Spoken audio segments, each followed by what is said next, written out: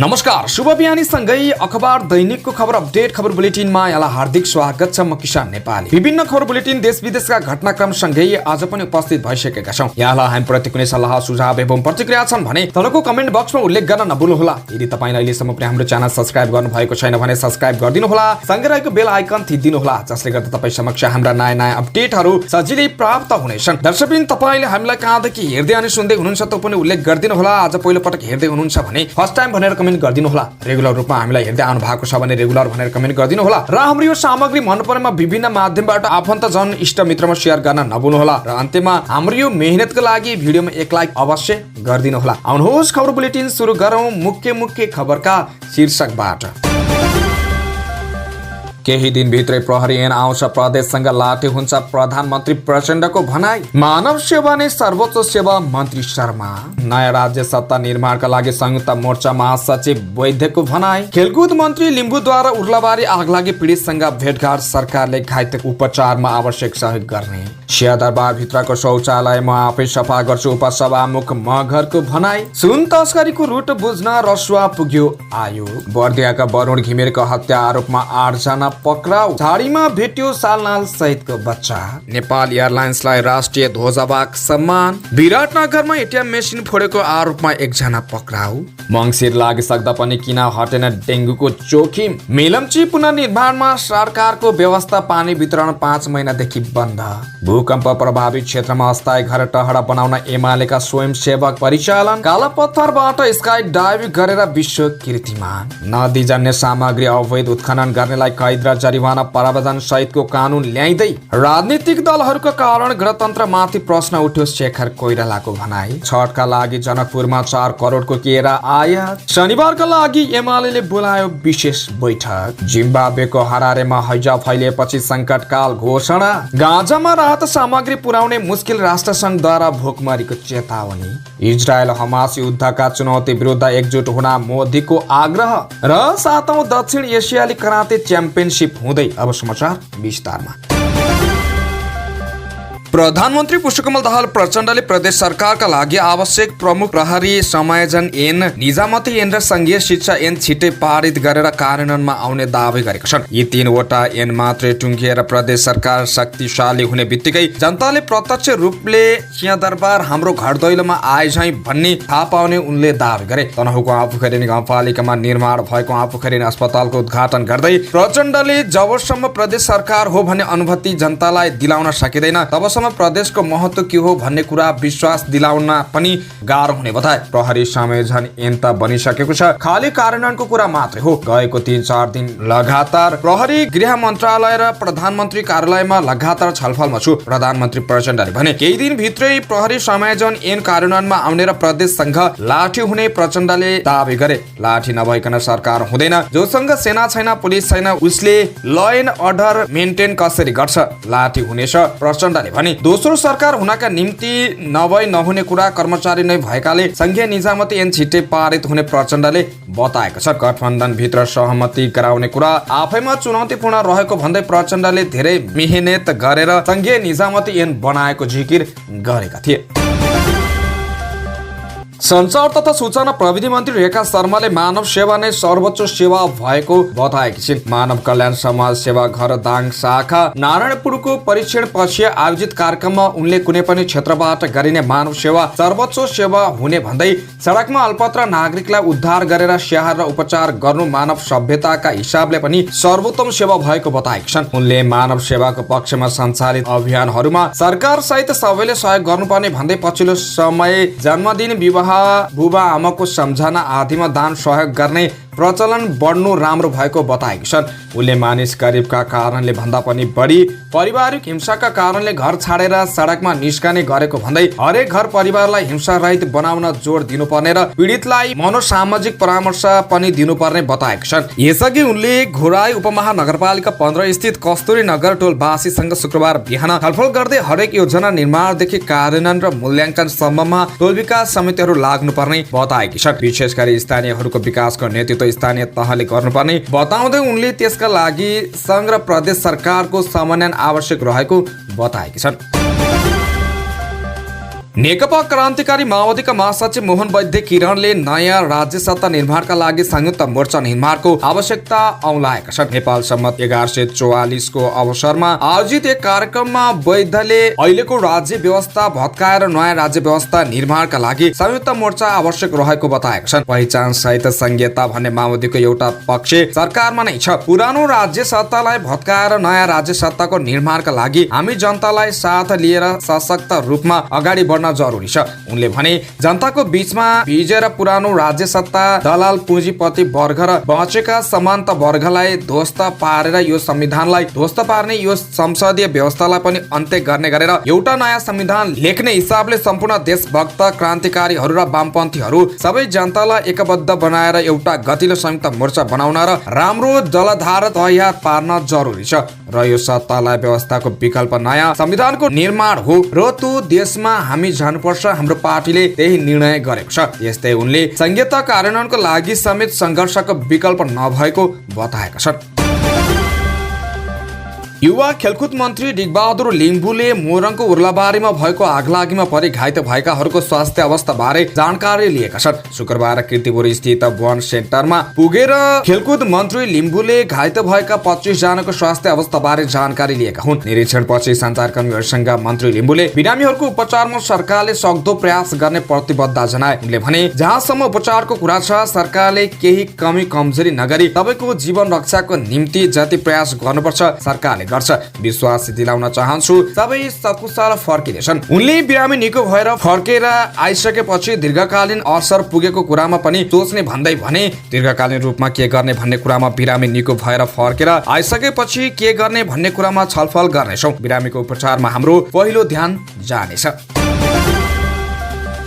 उपसभामुख इन्दिरा राणा मगरले सबै सरसफाई बारे सचेतना फैलाएर राम्रो संस्कार विकास गर्नुपर्ने धारणा राखेकी छन्। विश्व शौचालय दिवसको अवसर पारेर ललितपुरमा आयोजित एक कार्यक्रममा राणाले सबैले आफ्नो घर तथा अफिसबाटै सरसफाईको संस्कार विकास गरी स्वच्छता कायम राख्नुपर्ने धारणा राखेकी हुन्। उनले आफूले घरसँगै कार्यस्थल त्यो पनि सिंहदरबार भित्रको शौचालय सफा गर्ने गरेको दावी समेत गरेकी छन्। आफ्नो घरमा स्वच्छता कायम राख्न सबैलाई आग्रह गर्दै उनले भनिन्, सिंहदरबार भित्रको मेरो अफिसको शौचालय सफा गर्न म सफाई गर्ने दिदीलाई पर्खेर बस्दिन, आफै सफा गर्छु। त्यो टोयलेट धेरै पुरानो भएको हुनाले फोहोर हुन्छ, म सधैँ गएर त्यसलाई घोर्छु। सफाई भन्ने कुराको सुरुवात आफूबाट हुनुपर्छ। जाने चेतना फैलाएर हामीले राम्रो संस्कार विकास गर्नुपर्छ। उनले सरकारी कार्यालयमा रहेको शौचालयहरू निकै फोहोर हुने गरेको पाइएको बताएकी छन्। उनले संघीय संसद भवन भित्र सांसदहरूले प्रयोग गर्ने टोयलेटको अवस्था बारे प्रस्ताउँदै भनिन्, पार्लियामेन्ट सकिएपछि एक दिन म मर्यादा पालक साथीहरूलाई लिएर संसद भवन भित्रको शौचालय हेर्न गए। शौचालय प्रयोगपछि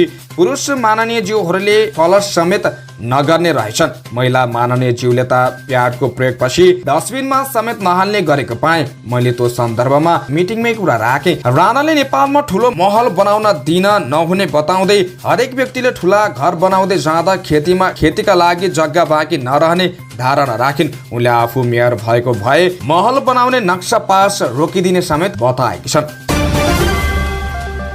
सुनको अवैध पौठारी तस्करी नियन्त्रण सम्बन्धी जाँचबुझ आयोगले रसुवाका केही सीमावर्ती नाकाहरूको स्थलगत अध्ययन भ्रमण गरेको थाहा भएको छ। ठुलो परिणामको सुन समातेपछि गठन भएको आयोगले सुनको तस्करी हुने नाकाहरूको औपचारिक भ्रमण गरेको जानकारी प्राप्त भएको छ। दशैं र तिहारको बीचमा रसुवा क्षेत्रको अध्ययन गर्न गएको आयोगको टोलीले अनौपचारिक तरिकाले केरुङसम्मको स्थलगत अध्ययन गरेको रसुवा स्थित एक विश्वस्त सूत्रले जानकारी दिएको छ। तर आयोगले भने यसको पुष्टि गरेको छैन। चीनको राजधानी बेजिङबाट ठुला मालवाहक ट्रकमा दुवानी गरेर सुन नेपालको उत्तरी सीमासम्म ल्याउने र त्यहाँबाट ससाना टुक्रामा सामानमा मिसाएर यता छिराउने गरिएको सूचना भ्रमण टोलीले पाएको थियो। रसुवा भन्सार पूर्वका केही स्थानमा यसरी छिराएको सुन नेपालका उत्तरी नाकाका विभिन्न स्थानबाट तस्करले ओसार पोसार गरेको जानकारी पनि आयोगलाई उपलब्ध गराएको सूत्रले बताएको छ। आयोगको टोली यता रहेकै समयमा चिनिया प्रहरीले नै 5 किलो अवैध सुन समातेको थियो। यता आयोगले सुनको अवैध पौठारी तस्करी सम्बन्धमा विभिन्न सरकारवाला संस्था र व्यापारिक समूहसँग बुझ्ने कार्यलाई निरन्तरता दिइरहेको छ। नेपाल परिवहन केन्द्र, उद्योग वाणिज्य संघ, नेपाल सुनचाँदी व्यवसायी संघ, नेपाल आभूषण संघ लगायतका संस्थासँग बुझ्ने कार्य भइरहेको आयोग सूत्रले जानकारी दिएको छ।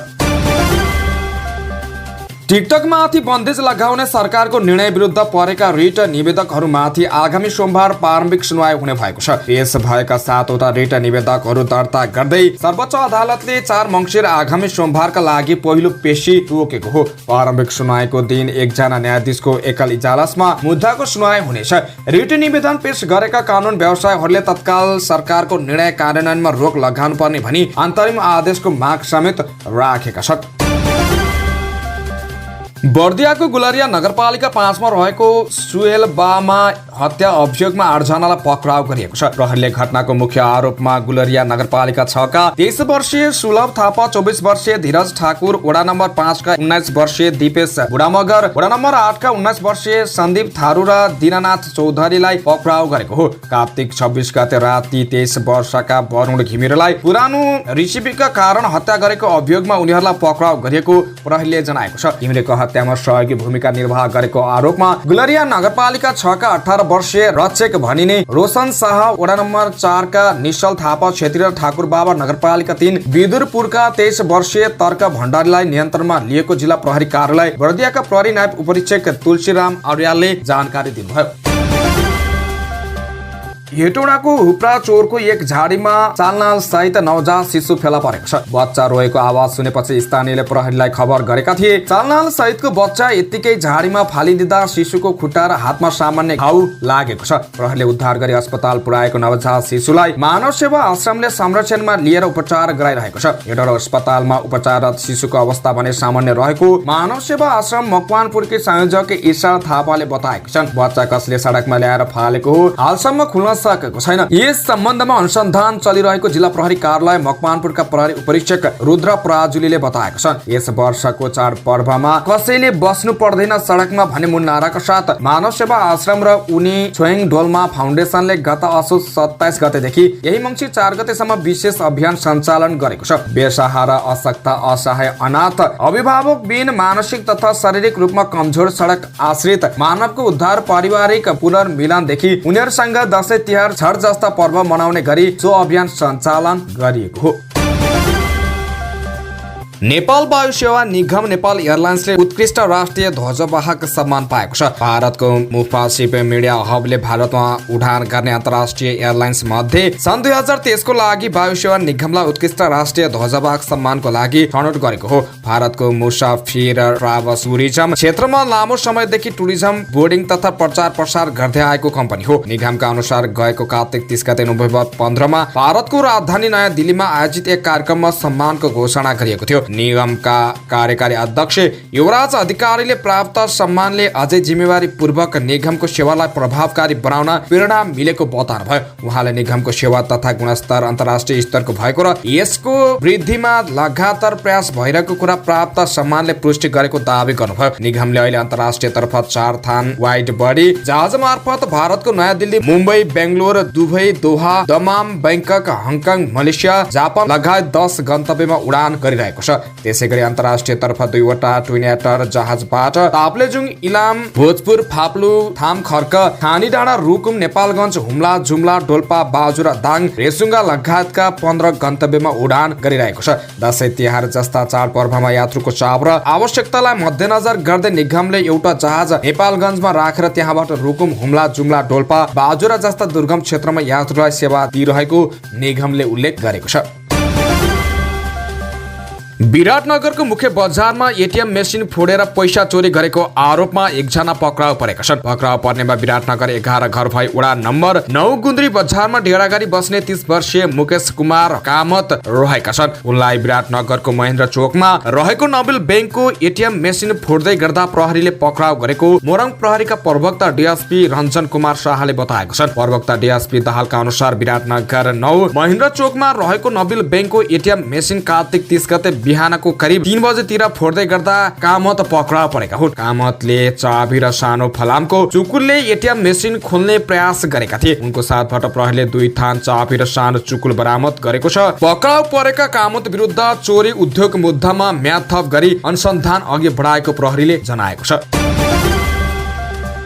बाँकेको जानकी गाउँपालिका 4 मा प्रहरीले गोली चलाएर एकजनालाई पक्राउ गरेको छ। बाँकेको कोहलपुर नगरपालिका 11 का 23 वर्षीय आकाश राणालाई प्रहरीले गोली हानेर नियन्त्रणमा लिएको हो। राणाको खुट्टामा 1 राउन्ड गोली लागेको र उनी खतरा मुक्त रहेको जिल्ला प्रहरी कार्यालय बाँकेले जनाएको छ। तिहारको टीकाका दिन कोहलपुरमा मीन बहादुर विकलाई खुकुरी प्रहार गरी गम्भीर घाइते बनाएर भागेका उनलाई प्रहरीले खोजिरहेको थियो। सोही क्रममा जानकी गाउँपालिकामा लुकेर बसेको सूचना पाएपछि प्रहरी उनलाई नियन्त्रणमा लिन पुगेको थियो। उनी भागेपछि प्रहरीले 1 राउन्ड गोली चलाएको हो। उनलाई पक्राउ गर्न लखेट्ने क्रममा गोली चलाउनु परेको हो। जिल्ला प्रहरी कार्यालय बाँकेका प्रवक्ता डीएसपी नारायण डाँगीले भने आकाश राणा लागु औसत मुद्दामा 5 वर्ष जेल बसेर छुटेका थिए। उनी विरुद्ध गत कार्तिक 28 गते 10 वर्षीय नाबालिका जबरजस्ती करणी गरेको उजुरी समेत प्रहरीमा परेको छ। उनले तिहारको टीकाको दिन राति 3 बजेतिर कोहलपुरमा मीनबहादुर विकलाई खुकुरी हानेर घाइते बनाएका थिए। मीनबहादुरको उपचार नेपालगञ्जमा हुन नसकेपछि भारतको लखनऊ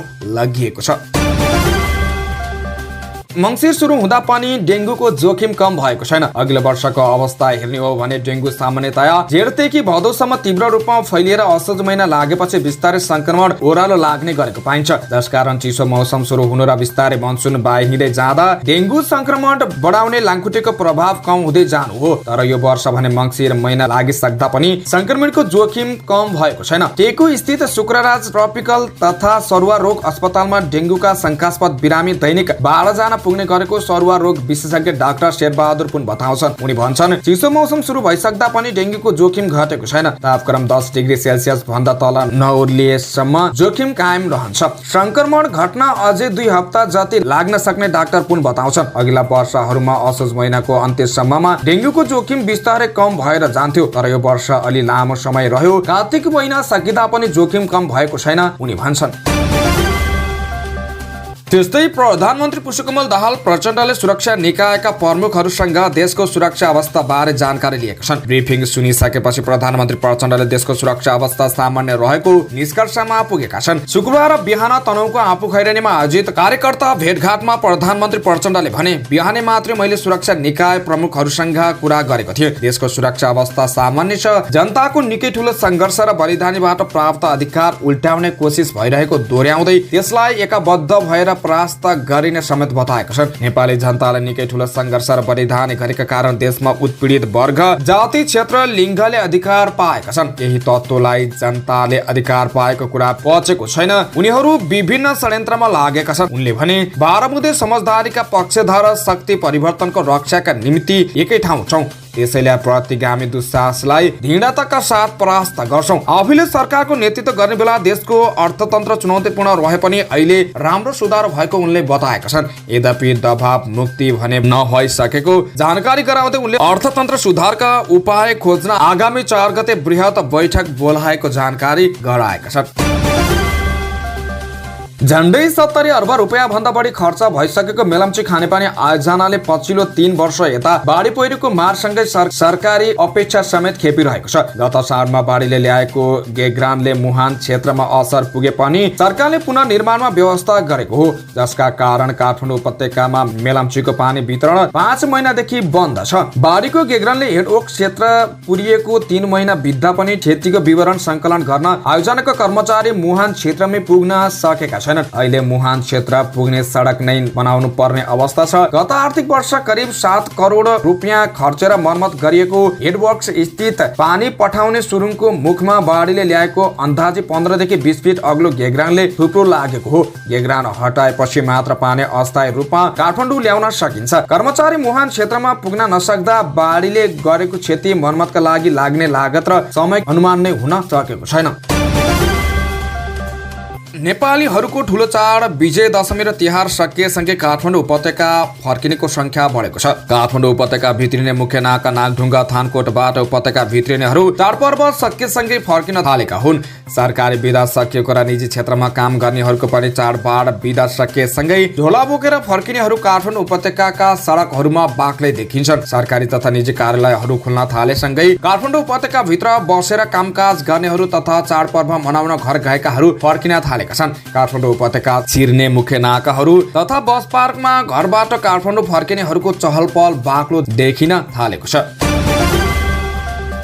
नेकपा एमाले भूकम्प प्रभावित क्षेत्रमा अस्थायी टहरा बनाउन स्वयंसेवक परिचालन सुरु गरेको छ। एमालेको भातृ संगठन नेपाल ट्रेड युनियन महासंघ जिफान्टका स्वयंसेवकहरूले शुक्रबारबाट जाजरकोटको भेरी नगरपालिका वडा नम्बर 3 थाप्लेमा अस्थायी घर टहरा निर्माणको कार्य सुरु गरेका छन्। भूकम्पले बनाएको भग्नावशेष पन्साएर अस्थायी घर टहरा बनाउन सुरु गरेका छौं। एमाले केन्द्रीय सदस्य निराज आचार्यले भने आजबाट जिफान्ट नेपाल ट्रेड युनियन महासंघका 100 स्वयंसेवक जाजरकोटमा परिचालन हुनु भएको छ। कार्तिक 22 गते बसेको एमाले सचिवालय बैठकले भूकम्प प्रभावित जाजरकोट र रुकुममा अस्थायी घर टहरा निर्माणका लागि 1000 स्वयंसेवक परिचालन गर्ने निर्णय गरेको थियो। एमालेको विपद व्यवस्थापन तथा स्वयंसेवक विभागले परिचालन सहितको विषयलाई संयोजन गरेको छ।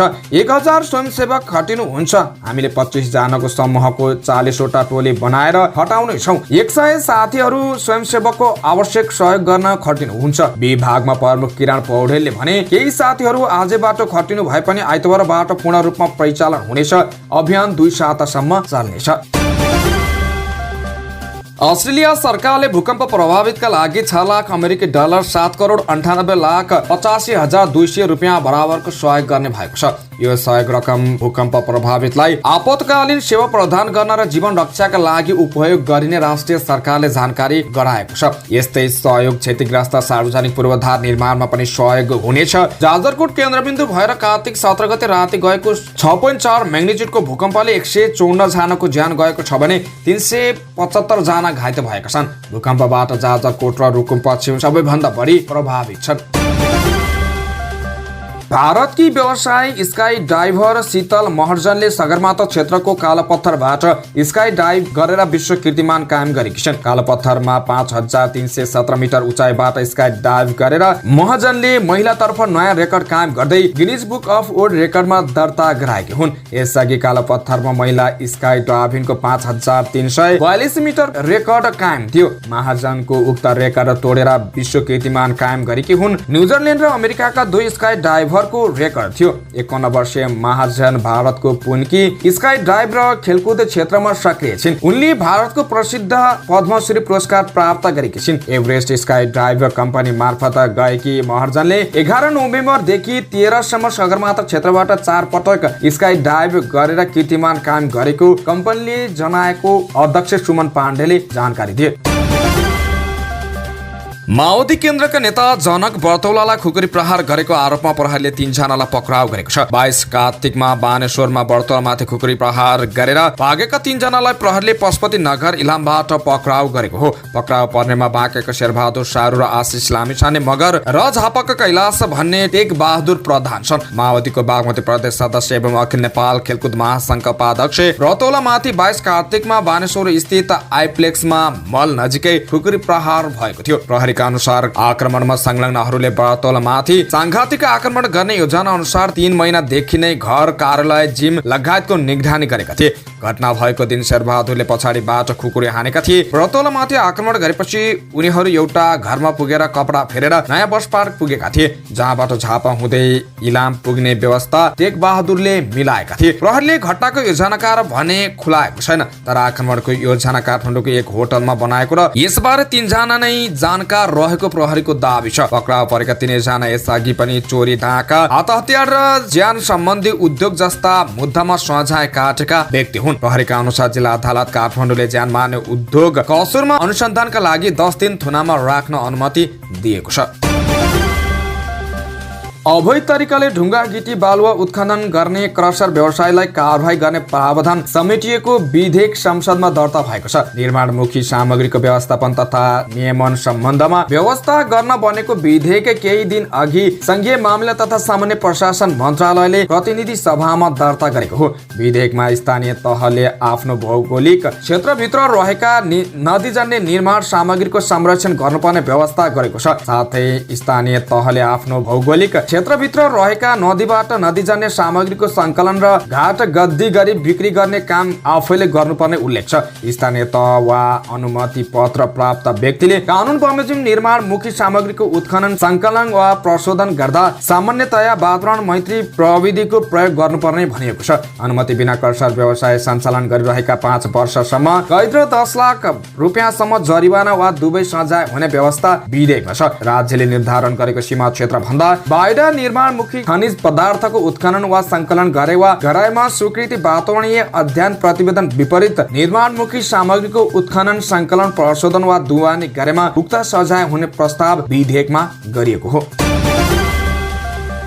अत्याधिक चिसोका कारण जाजरकोटका 2 भूकम्प प्रभावितको मृत्यु भएको छ।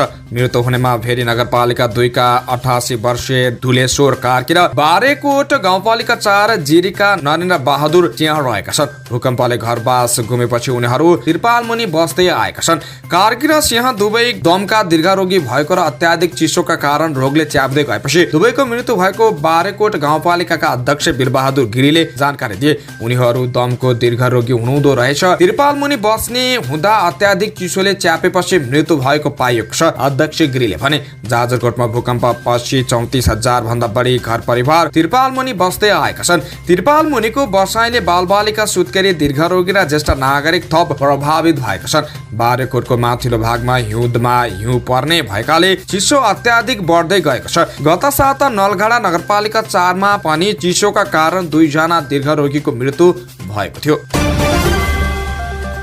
नेपाली कांग्रेसका नेता डाक्टर शेखर कोइरालाले राजनीतिक दल र नेतृत्वका कारण गणतन्त्रमाथि प्रश्न उठेको बताएका छन्। विराटनगर विमानस्थलमा पत्रकारहरूसँग कुराकानी गर्दै उनले राजनीतिक दलका कारण गणतन्त्रमाथि नै प्रश्न उठ्न थालेको बताएका हुन्। अहिलेको व्यवस्था कसरी अघि बढ्छ भन्ने कुरा समयले देखाउने उनले बताए। हामीले गणतन्त्रका लागि आन्दोलन गर्यौं, गणतन्त्र प्राप्त गर्यौं, केको लागि भन्ने कुरा बिर्स्यौं जस्तो लाग्छ। भ्रष्टाचार गर्नलाई गणतन्त्र ल्याएको हो कि दण्डहीनतालाई बढाउन ल्याएको हो कि उनले भने यी कुराबाट जनता आजित भएका छन्, जनता निराश भएका छन्। गणतन्त्र आफैमा खराब होइन, राम्रो व्यवस्था हो, तर हाम्रो कारणले, राजनीतिक दलहरूका कारणले गर्दा गणतन्त्रमा प्रश्न चिन्ह लागेको मात्रै हो। अब कसरी जान्छ भन्ने प्रश्नमा उनले भने कसरी जान्छ भन्ने कुरा त मलाई चिन्ता लागेको छैन, यो समयले देखाउँछ। कसका लागि, सुधारका लागि नेतृत्व लिन किन तपाईँ अग्रसर हुनु भएन भन्ने प्रश्नमा उनले भने नेतृत्व आउँछ नि, समय लाग्छ, समय बडो बलवान हो। नक्कली नोटसहित पर्साको वीरगञ्जमा 2 जना पक्राउ परेका छन्। पक्राउ पर्नेमा वीरगञ्ज महानगरपालिका 31 का ऋषिलाल पटेल र बारको कलैया उपमहानगरपालिका 2 का उमेश कुमार रहेका छन्। वीरगञ्जको सिटी मार्केटमा कपडा खरिद गरेर नक्कली नोटहरू दिएको सूचना पाएपछि खटेको प्रहरी टोलीले उनीहरूलाई पक्रेको जिल्ला प्रहरी कार्यालय पर्साका प्रवक्ता तथा सूचना अधिकारी प्रहरी नायब उपरीक्षक कुमार विक्रम थापाले जानकारी दिए। उनीहरूको साथबाट 1000 दरका 38 थान नक्कली नोट फेला परेको प्रहरीले जनाएको छ। उनीहरूलाई खोटा चलन सम्बन्धी कसुरमा थप अनुसन्धान भइरहेको थापाले विज्ञप्ति निकालेर जानकारी दिएका छन्। छठ पर्वका लागि मध्य प्रदेशको राजधानी जनकपुर धाममा मात्रै 4 करोड रुपियाँको केरा भारतबाट आयात गरिएको छ। छठ पर्वका वार्तुलाका लागि केरा आवश्यक मानिन्छ। छठमा सिंगै केराको घरी भगवानलाई अघ्यायका रूपमा चढाउने परम्परा छ। छठमा केराको माग उच्च हुने र आपूर्ति कम हुँदा हरेक वर्ष आयात हुनुपर्ने जनकपुर फलफुल तथा तरकारी व्यवसायी समितिका अध्यक्ष विश्वेश्वर यादवले बताए। उनका अनुसार केरा उत्पादनका लागि नेपाली भूमि राम्रो मानिए पनि यहाँको उत्पादनले कुनै वर्ष पनि पुग्दैन। स्थानीय स्तरमा माग अनुसार उत्पादन नभएपछि बाहिरबाट केरा मगाउनु परेको अध्यक्ष यादवको भनाइ थियो। गत वर्ष 2.25 करोड रुपियाँ भन्दा बढीको केरा जनकपुर भित्र आएको थियो। उनले भने यस वर्ष झण्डै 70 ट्रक केरा भित्र आएका छन्। जनकपुरमा गोपाल र वंशी भोग जातका केरा सप्तरी जिल्लाको भारदह, भान्टाबारी तथा इनरुवाबाट भित्र आएको छ। मध्य भुटेकोशी जलविद्युत आयोजनाको विद्युत खेर जाने अवस्था आएपछि नेपाल विद्युत प्राधिकरणको उच्च व्यवस्थापनले सिन्धुप्लान्चोकको 12 विषयमा निर्माणाधीन 220/132 केभी सब स्टेशनको निर्माण तत्काल सम्पन्न गर्न ताकेता गरेको छ। आयोजनाको विद्युत जोडिने 12 विषय सब स्टेशन निर्माण सम्पन्न गर्न प्राधिकरणको उच्च व्यवस्थापनले ताकेता गरेको हो। चिलिमे जलविद्युत कम्पनीको अगुवाईमा सिन्धुप्लान्चोकमा अगाडि बढाइएको 102 मेगावाटको मध्य भुटेकोशी जलविद्युत आयोजनाको विद्युत खेर जान नदिन आयोजनाको विद्युत जोडिने सब स्टेशन निर्माण सम्पन्न गर्न उच्च व्यवस्थापनबाट ताकेता भएको प्राधिकरणले जनाएको छ। उक्त आयोजनाले पुसभित्र उत्पादन सुरु गर्ने गरी निर्माण कार्य अन्तिम चरणमा पुगेको बताएको छ।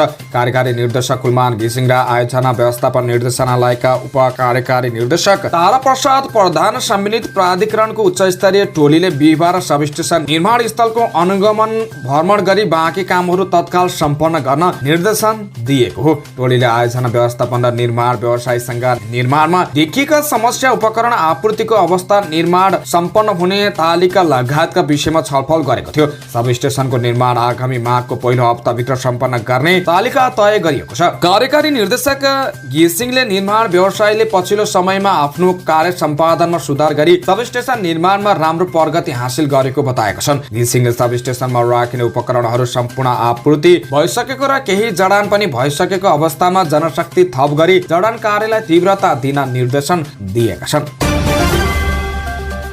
एमाले शनिबारका लागि विशेष बैठक बोलाएको छ। पार्टी केन्द्रीय कार्यालय चासलमा दिउँसो 1 बजेका लागि बैठक डाकिएको एमालेका प्रचार विभाग प्रमुख पृथ्वी सुब्बा गुरुङले जानकारी दिए। उनका अनुसार बैठकमा जनसंगठनका पदाधिकारी र काठमाडौँमा उपलब्ध केन्द्रीय सदस्यहरूलाई बोलाइएको छ। बैठकमा अध्यक्ष केपी शर्मा ओलीले बैठकमा पछिल्लो राजनीतिक घटनाक्रम र युवा संघले मङ्सिर 7 गते गर्न लागेको कार्यक्रम बारे छलफल हुनेछ। युवा संघले आगामी मङ्सिर 7 गते भ्रष्टाचार, महँगी, अनियमितता विरुद्ध काठमाडौँमा जनप्रदर्शन गर्दैछ। नेपालले सीमा सम्बन्धी समस्याको प्राविधिक विषयहरू समाधान गर्न बनेको बाउन्ड्री वर्किङ ग्रुप BWG को बैठक राख्ने प्रस्ताव भारत सरकार समक्ष पठाएको छ। परराष्ट्र मन्त्रालयका अनुसार BWG को बैठक यथाशीघ्र आयोजना गर्न नेपालको तर्फबाट प्रस्ताव गरी भारतीय पक्षलाई पत्रचार गरिएको छ। तर नेपालको तर्फबाट गरेको प्रस्तावित मिति र भारतीय जवाफबारे परराष्ट्र मन्त्रालय मौन छ। संघीय संसदको दोस्रो अधिवेशनमा नेपाली कांग्रेसका सांसद दिलेन्द्र प्रसाद बडुले कालापानी लिपुलेक लिपुवाधुरको सीमा समस्या समाधानको निमित्त सरकारको तर्फबाट भइरहेको कूटनीतिक प्रयासको प्रगति माग गरेका थिए। जवाफमा परराष्ट्र मन्त्रालयले सीमा सम्बन्धी नझुल्किएका विषयहरूलाई झुल्काउनको लागि कूटनीतिक स्तरमा वार्ता गर्न नेपालको तर्फबाट भारत सरकार समक्ष निरन्तर प्रयास हुँदै आएको बताएको हो। यही जवाफमा परराष्ट्र मन्त्रालयले BWG को बैठक बोलाउन प्रस्ताव गरी पत्रचार गरिएको जानकारी दिएको हो। BWG को बैठक यथाशीघ्र आयोजना गर्न नेपालको तर्फबाट प्रस्ताव गरी भारतीय पक्षलाई पत्रचार गरिएको लिखित जवाफमा उल्लेख छ। नेपाल र भारतको सीमा सम्बन्धी BWG को पछिल्लो बैठक भारतको देहरादूनमा सन् 2019 अगस्त 28 देखि 30 तारिकसम्म बसेको थियो। त्यसपछि अर्को बैठक राख्ने प्रयास नेपालको तर्फबाट निरन्तर भइरहेको परराष्ट्र मन्त्रालयले जनाएको छ। समाचारको क्रममा अन्तर्राष्ट्रिय खबर। जिम्बाब्वेको राजधानी हरारेमा हैजा फैलिएपछि संकटकाल घोषणा गरिएको छ। हैजाका कारण हरारेमा दर्जनौको मृत्यु भएको र 7000 बढी बिरामी परेको बीबीसीले जनाएको छ। हरारेका मेयर आयन मोकोनलाई उद्धृत गर्दै स्थानीय मिडियाले लेखेका छन्, हामीले हैजाका कारण संकटकाल घोषणा गरेका छौं। हरारेको प्रशासनका अनुसार पुरै शहरमा तीव्र गतिमा हैजा फैलिएको छ, जसले सन् 2008 को स्थितिलाई सम्झाएको छ। सन् 2008 मा जिम्बाब्वेमा हैजा फैलिँदा 4000 जनाको मृत्यु भएको थियो भने 1 लाख बढी बिरामी परेका थिए। International foundation of red cross IFRC का अनुसार स्वास्थ्य अधिकारीले अस्पतालमा बढेका बिरामीको उपचारमा स्वास्थ्य कर्मीहरूले संघर्ष गरिरहेका छन्। स्वास्थ्य उपचारका लागि स्वास्थ्य कर्मीको कमी भएको छ। त्यस्तै हैजा फैलनबाट रोक्ने उपाय अपनाउन पनि कमजोरी भइरहेको IFRC ले जनाएको छ। जिम्बाब्वेमा सफा पानीको अभाव भएको र फोहोर पानीको प्रयोगले हैजा फैलेको अन्तर्राष्ट्रिय सञ्चार माध्यमले जनाएका छन्। संयुक्त राष्ट्र संघले गाँजा क्षेत्रमा कुनै पनि राहतका सामग्री पुर्याउन नसकेको जनाएको छ। फोन सेवा नहुँदा कर्मचारीसँग सम्पर्क गर्न र इन्धन अभावका कारण आज गाँजामा कुनै पनि राहत सामग्री नलगेको राष्ट्र संघले जनाएको हो। राष्ट्र संघको राहत एजेन्सीले फोन र इन्धनको सेवा प्राप्त भएमा राहत वितरणलाई नियमित गर्ने बताएको बीबीसीले जनाएको छ। विश्व खाद्य कार्यक्रमले खाद्यान्न र पानीको चरम अभाव रहेको गाँजामा तत्कालै भोकमरीको सम्भावना रहेको चेतावनी दिएको छ। यसैबीच इजरायली प्रतिरक्षा फौज IDF ले गाजामा रहेको अल शिफा अस्पताल परिसरमा रहेको हमासको सुरुङ पत्ता लगाएर आक्रमण गरेको दावी गरेको छ। IDF का अनुसार अल शिफा अस्पताल परिसरमा मात्रै नभई अन्य अस्पताल मुनि पनि यस्ता प्रकारको सुरुङ भेटिएको छ। इजरायली प्रधानमन्त्री बेन्यामिन नेतान्याहुले हमासले प्रबन्ध बनाएकाहरूलाई अस्पताल परिसर भित्रै राखेको गोप्य सूचना प्राप्त भए पनि त्यहाँको सुरुङ पत्ता लाग्नु पूर्व नै बन्धकहरूलाई अन्त सारिसकेको देखिएको बताउनु भएको छ। त्यस्तै भारतीय प्रधानमन्त्री नरेन्द्र मोदीले शुक्रबार 100 भन्दा बढी मुलुकको भर्चुअल सम्मेलन बोलाएर इजरायल हमास युद्धका कारण बढ्दो चुनौतीको सामना गर्नका लागि एकजुट हुन विकासशील देशका नेतालाई आग्रह गरेका छन्। यो समय ग्लोबल साउथ मुलुकहरू बहुतर विश्वव्यापी हितका लागि एकजुट हुनुपर्छ। विकासशील राष्ट्रहरूलाई उल्लेख गर्दै उनले भने, गत सेप्टेम्बर 20 मा शीर्ष विश्व अर्थतन्त्रको समूहको बैठकका क्रममा गरिएका नियन्त्रणको पालना गर्न भोइस अफ ग्लोबल साउथ शिखर सम्मेलन बोलाइएको हो। सेप्टेम्बरको बैठकमा नयाँ दिल्लीले कूटनीतिक सफलता हासिल गरेको र यसमा अफ्रिकी संघलाई एउटा सदस्यका रूपमा जोडिएको दावी गरेको छ। आफूलाई ग्लोबल साउथको नेताका रूपमा हेर्ने भारतले यी मुलुकका लागि विश्वले महत्त्वपूर्ण मुद्दाहरूमा प्रगति गर्नुपर्ने बताएको छ।